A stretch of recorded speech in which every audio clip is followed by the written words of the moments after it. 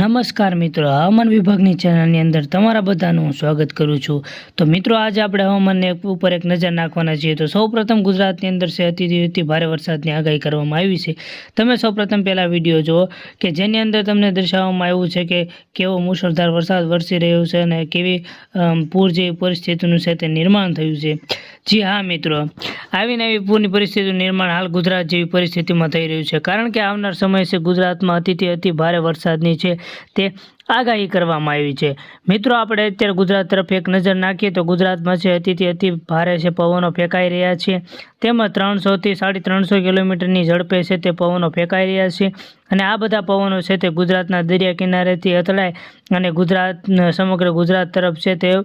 ફરી વળ્યા છે। મિત્રો આ પવનો છે તે ગુજરાતથી પછી મધ્યપ્રદેશ અને મધ્યપ્રદેશથી પછી આગળ દિલ્હી તરફ જવાની છે પણ સંભાવના રહેલી છે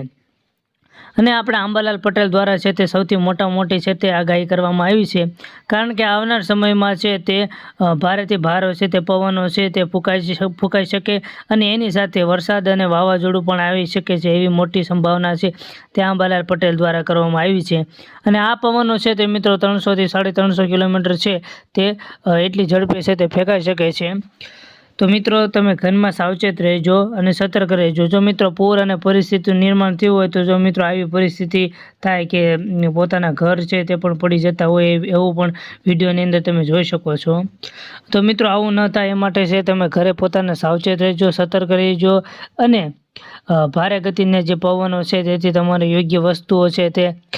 પોતાની જીવન જરૂરિયાતની વસ્તુ છે તે તમારી પાસે રાખવી જોઈએ અને જે ગુજરાત સરકાર દ્વારા જે સૂચનાઓ આવે એ સૂચનાનું છે તમારે અવશ્યપણે પાલન કરવાનું રહેશે અને ઘરમાં જ રહેજો અને બિનજરૂરી અથવા પોતાના ઘરથી છે ક્યારેય બહાર ન નીકળવું જોઈએ। આવી પરિસ્થિતિમાં છે સરકારના જે નિયમો આવે એને તમારે અનુસરવાનું રહેશે। તો મિત્રો આપણે વાવાઝોડાની વાત કરતા હતા તો વાવાઝોડું છે અત્યારે ગુજરાતથી 350 કિલોમીટર દૂર છે અને ગુજરાત સાથે અથડાવાની છે મોટી આશંકા છે તે વ્યક્ત કરવામાં આવી છે। એટલે તે અંબાલાલ પટેલ દ્વારા કીધું છે કે ગુજરાતવાસીઓ છે થેલા ભરીને તૈયાર થઈ જાઓ, કારણ કે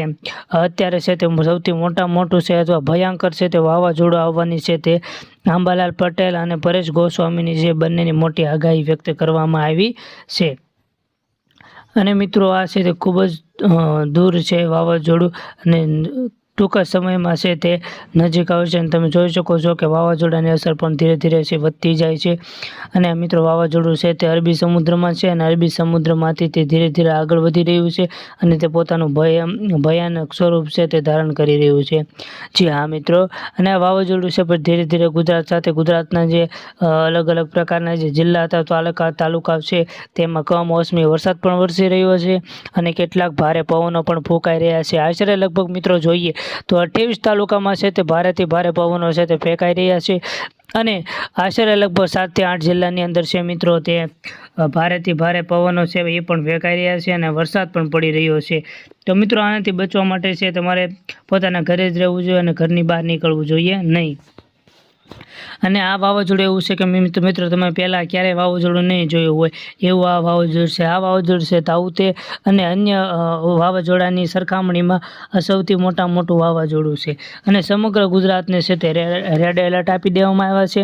તેમજ ગુજરાતના દરિયા કિનારાના જે વિસ્તારો છે એ વિસ્તારોને પણ છે રેડ એલર્ટ આપી અને એ વિસ્તારોને છે સાવચેત કરી દેવામાં આવ્યા છે।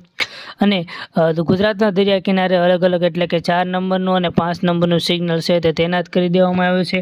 અને સમગ્ર ગુજરાત છે તે બંધ છે એવી પરિસ્થિતિનું નિર્માણ પણ થઈ શકે છે એવી શક્યતાઓ છે અંબાલાલ પટેલ દ્વારા છે તે વ્યક્ત કરવામાં આવી છે।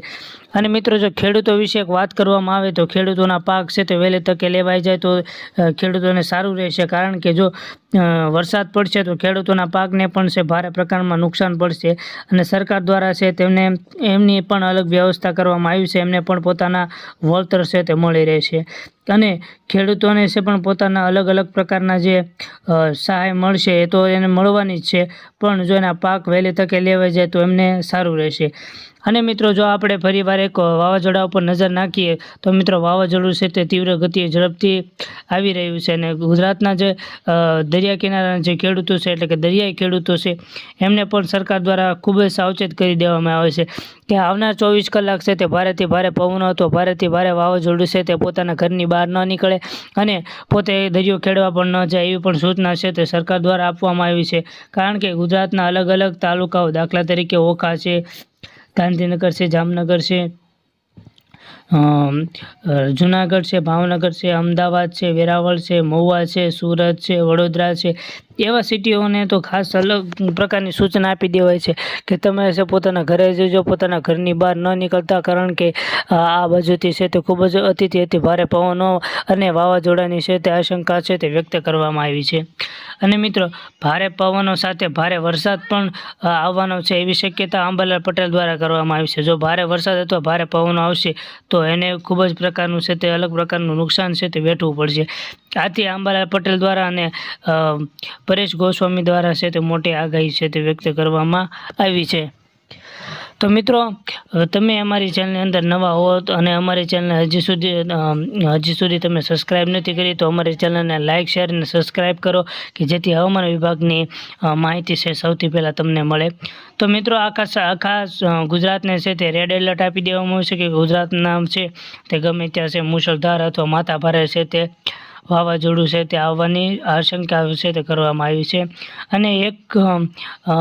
લોકોને પણ અલગ પ્રકારની સૂચના આપી દેવામાં આવી છે કે જ્યાં પાણી ભરાતું હોય અથવા જે અંતરિયાળ વિસ્તાર હોય કે જ્યાં પાણીનું વધારે પડતું ઓલું હોય ત્યાં વ્યક્તિએ ન જવું જોઈએ, પોતાના ઘરમાં જ રહેવું જોઈએ અને પોતાને ખાવાની અથવા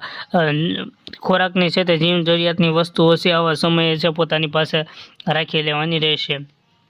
અને 2 પ્રકારના સિગ્નલ પણ છે લગાવાયા છે ગુજરાતના દરિયા કિનારે અને આ દરિયા કિનારા લોકોને દરિયો ન ખેડવા બાબતે પણ સૂચના આપી દેવામાં આવી છે. અને આવી પરિસ્થિતિમાં સરકાર દ્વારા જે નિર્ણયો લેવાય એમને તમારે ચુસ્તપણે પાલન કરવાનું રહેશે અને યોગ્યપણે તેને વર્તવાનું રહેશે. અને દરિયા કિનારાના લોકોને પણ છે તે રેડ એલર્ટ આપી દેવામાં આવે છે કે માથાભારે છે તે વાવાઝોડું છે એનાથી તમે સાવચેત રહો, સતર્ક રહો અને એનાથી તમે બચો. બસ મિત્રો બીજું કાંઈ નહીં, તમે વિડીયોને લાઇક, શેર અને સબસ્ક્રાઈબ હજી સુધી ન કર્યા હોય તો અમારા વિડીયોને લાઇક, શેર અને સબસ્ક્રાઈબ જરૂર કરો.